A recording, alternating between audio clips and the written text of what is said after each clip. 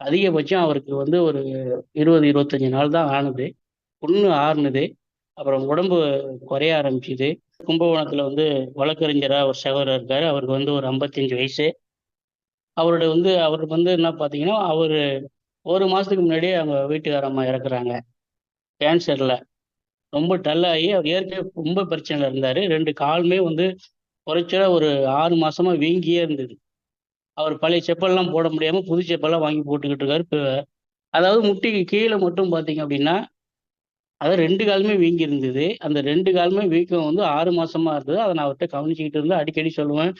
அதுக்கப்புறம் அந்த ஒரு பையன் தான் இப்ப அவனும் வந்து சித்தா டாக்டருக்கு தான் படிச்சுக்கிட்டு இருக்கான். அப்புறம் அவன் இது மாரி இருக்குடா தம்பி கொஞ்சம் பார்த்து அப்பாட்ட சொல்லி ரெக்கமெண்ட் பண்ணுன்னு சொல்லி தான் அப்புறம் அவனும் சொல்லி வாங்கி குடுத்தான்.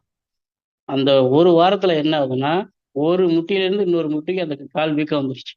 ஒரு முட்டி வந்து சாதாரண காலா ஆயிடுச்சு ஒரு பக்கம்.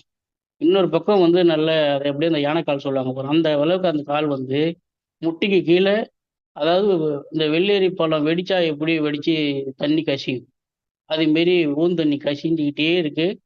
அவர் பக்கத்துல வந்து சின்ன சின்ன எறும்பு கடிக்குது. அவருக்கே அது தெரியல. அப்ப நான் போய் பார்த்தேன். ஆட்டோமேட்டிக்கா வந்து அவர் வந்து மறுமுறை ஒரு 4 நாள் கழிச்சு கூப்பிட்டாரு. அப்போ பார்த்தோம்னா, அந்த காஞ்சு போய் அந்த தோலெல்லாம் உரிஞ்சி இருந்தது.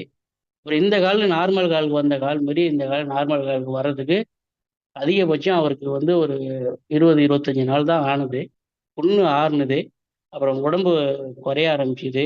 இன்னொரு வக்கீல் வந்து வாங்கி சாப்பிட்டுட்டு அவருக்கு குழந்தை இல்ல. கிட்டத்தட்ட ஒரு 8 பாக்ஸ் வரைக்கும் அவங்க வாங்கிட்டாங்க. இப்போ அவங்களே சொல்லியிருக்கிறாங்க, அடுத்த அடுத்த மாசத்துல எனக்கு குழந்தை பாக்கியம் இருக்கும். அப்படிங்கிற மாரி சொல்லியிருக்கிறாங்க.